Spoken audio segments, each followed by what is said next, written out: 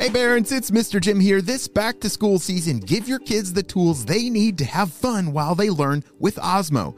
Osmo's Reading Adventure Learn to Read game is an interactive tool for kids 5 to 7 that help them practice and develop reading fundamentals. Because it's never too early to fall in love with reading. Visit playosmo.com to check out the Reading Adventure new reader kit today. That's playosmo.com. Osmo. Learning well played. Hello, critter protectors. Mr. Jim here, and welcome to Kids Animal Stories, a place where there's always a mystery and adventure around every single corner. If you love critters of all shapes and sizes, I need you on our Critter Protector team. Join our adventure as we learn about critters from around the world and in our backyards. Well, my friends, are you ready for today's adventure? Me too, let's go!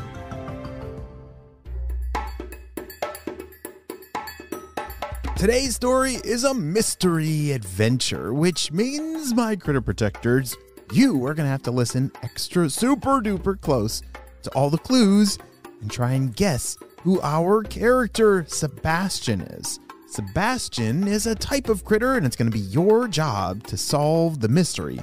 Who is Sebastian? Sebastian! Sebastian! Come over here! Yelled William. Sebastian moved quickly to get over to where William was. He used his short, stubby hands and feet to move his long, scaly, 24-inch long body. He moved kind of like a snake, but with small arms and legs. Once he got there, he was so excited. Snails! I haven't eaten snails in so long, said Sebastian. Yep, still good. Wow. This is good we found these because we have ended up pretty far from home today. We found those berries this morning, then the worms and the flowers, and oh, now these. What a day it's been, said Sebastian. Sebastian and William live in Australia. It was a beautiful, very hot and sunny day. They've lived there their whole lives. It has everything they need. Lots of food and places to live. They've been traveling today along the coastline in grasslands that run along it. Normally, Sebastian and William like to work alone, but they like to join forces every once in a while. William, you know how when we were growing up we learned about that place where giant metal monsters are? Asked Sebastian. Yeah, it was that long and narrow hard ground that was usually black. Oh, I learned the hard way. I almost got trampled by one. Wait a sec. Oh no, we're on it! Cried William. Just then, a car came out of nowhere going so fast. William and Sebastian barely had enough time to crawl and get out of the way. That road feels so warm and welcoming, but it sure is not. Do you remember that one time those big critters saw us and got out of the car and picked us up? There were like 4 or 5 of them, and most of them had these things in their hands they keep putting in our face.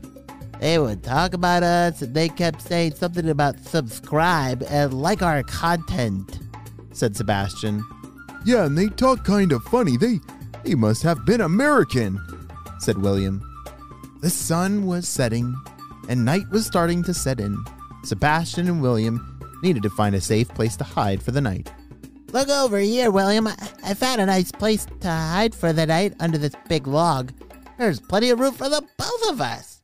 This way we can hear anything that comes from the ground or the sky, said Sebastian. Whoa, do you remember the time a snake came into our hiding spot and we had to fight him off with our tail? Asked William. I do. That was crazy. We both had to work together and flick him with our tails again and again. He got so mad he decided we weren't worth it anymore, laughed Sebastian. They both fell asleep and dreamt about snakes, cars, and something called YouTube. Oh, remember when they said the humans were holding something in their hands and kept putting it in their faces? I think it was like a phone or something. Yeah, they'd never been recorded before, and I think someone put them on YouTube. They were just starting to wake up as the sun was peeking under their log. Hey, William, are you up? I am now. Oh, said William, kind of sadly, because he wished he was still sleeping. I've definitely felt that way before. How about you? The sun is coming up, and I want to make sure that we get home quickly, so we should probably head out now. I want to be able to eat all the berry bushes that are by our house before our neighbors take all the tasty ones, said Sebastian. Sounds like a plan. Let's go, William said with some excitement. William and Sebastian crawled out from under the log and started on their way home on the final leg of their journey. They were traveling in the part of the grassland where the grass was shorter, pretty visible from almost all angles. They tried to hurry, but then, all of a sudden, they both froze in fear. Stand very still, William. If we don't move, maybe he won't see us. William did not hear Sebastian in time and continued to walk. Oh dear, this made the critter in front of them notice them. Standing in front of them was a big, hungry kookaburra bird. Oh no, it had swooped down from the sky and landed in front of them by accident. But when William moved, the kookaburra got excited for lunch. He started to fly towards them with his beak wide open in order to pick one of them up and... Oh dear. William and Sebastian stood together and did something extraordinary. Do you think they have what it takes to scare off a giant kookaburra bird? What do you think? I'm not sure what's going to happen. We'll have to wait and see what happens on the next episode of Kids Animal Stories. We'll be right back after a brief word from our sponsor.